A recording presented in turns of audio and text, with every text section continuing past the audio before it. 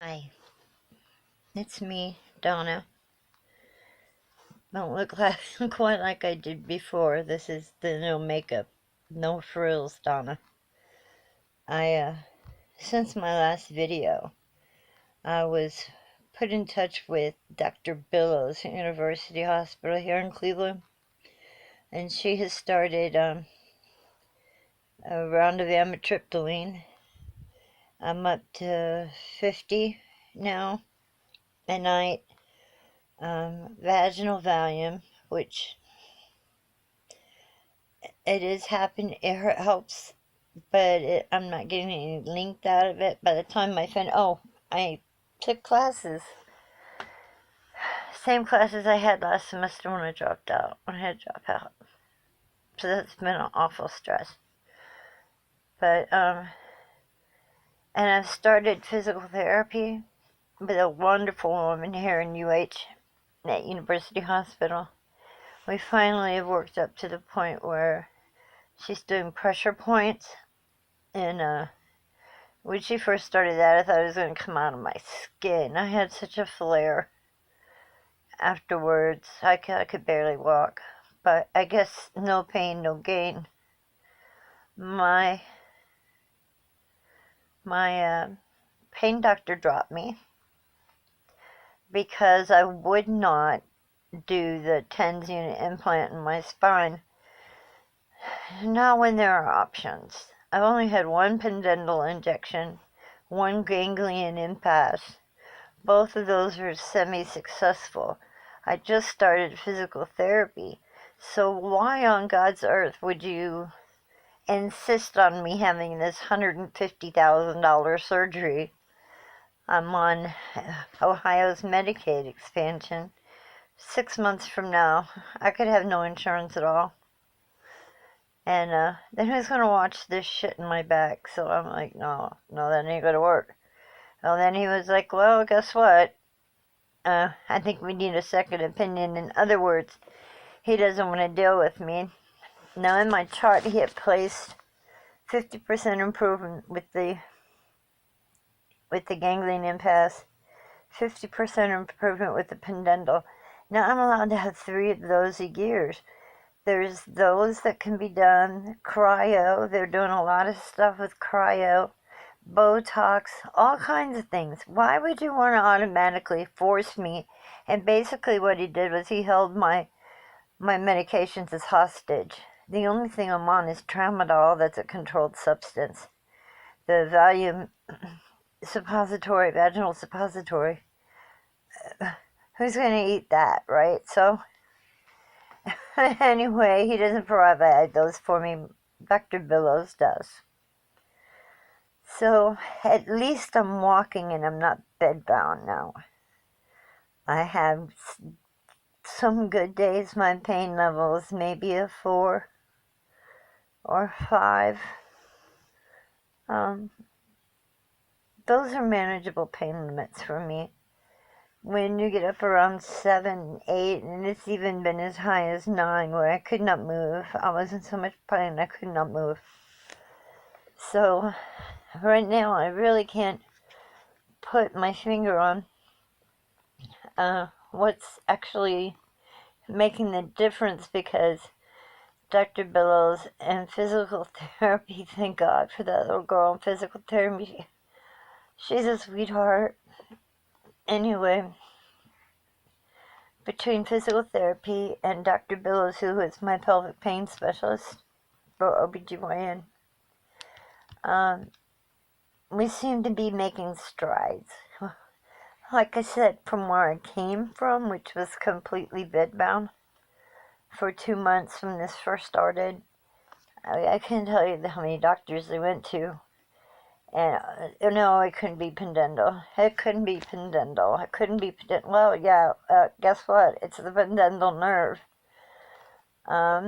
When I went in to have the ganglion impasse, no, it was a pudendal nerve.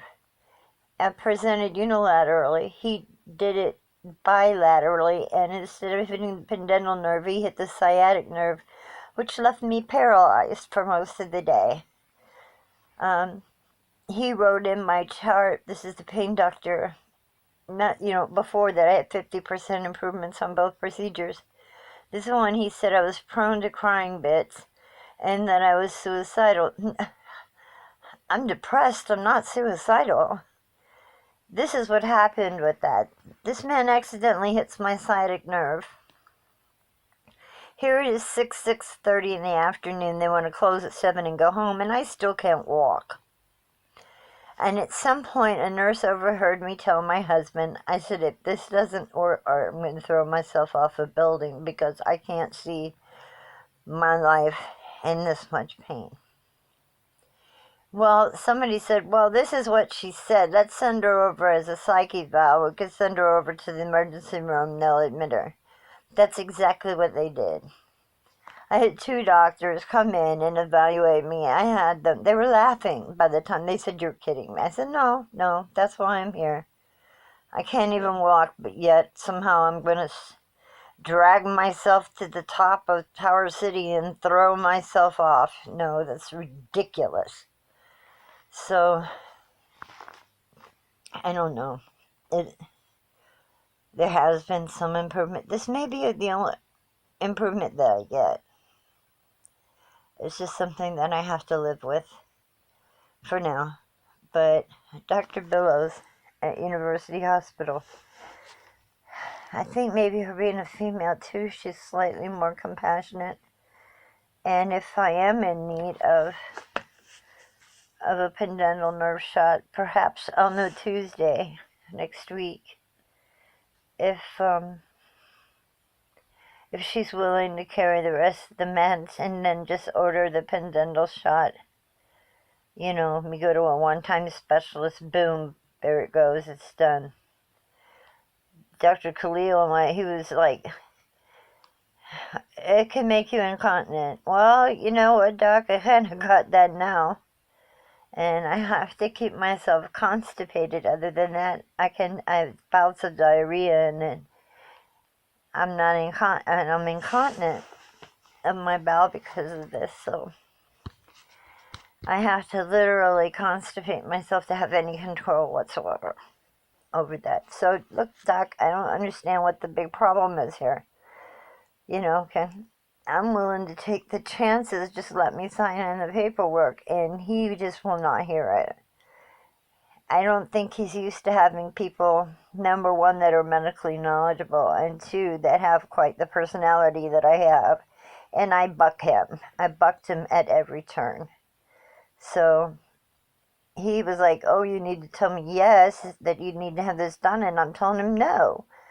I won't rule out the possibility, but there are other options for me to try before I get this shit stuck in my back. And so they send me to see a psychiatrist, and he goes, he's worried about my depression. And I said, oh, you're worried about my depression, are you? That's nice. You deal with this 24/7, carry a 12-hour caseload. You got a mom with dementia and an 18-year-old with special needs.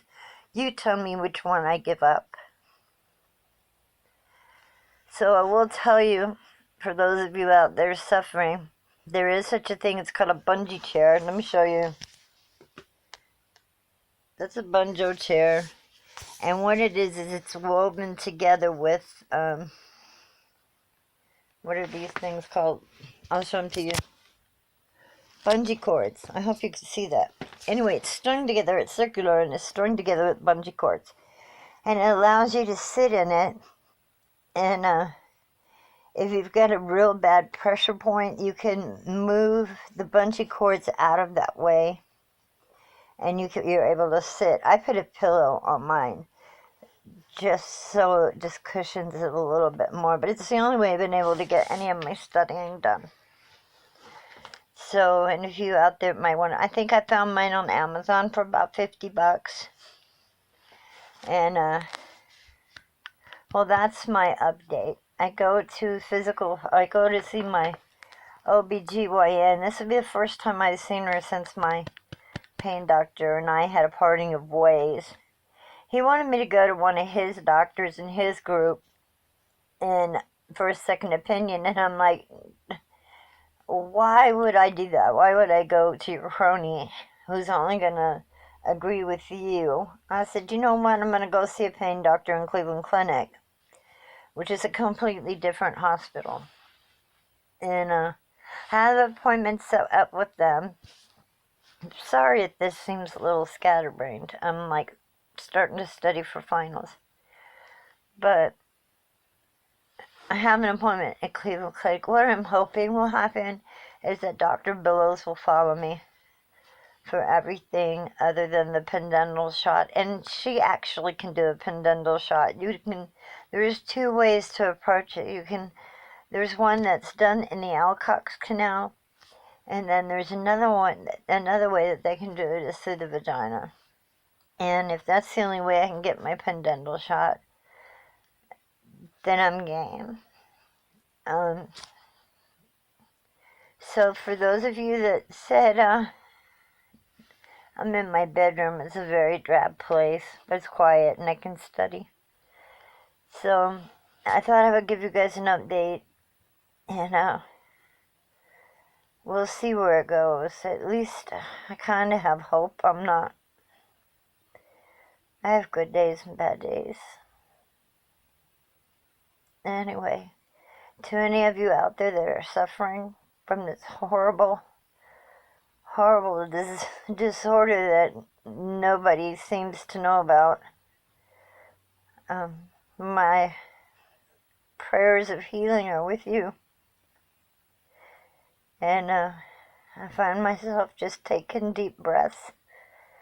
I've started meditating, and I was never the meditating type, but I have started meditating and trying to separate myself from the pain when it's real bad. That's hard to do.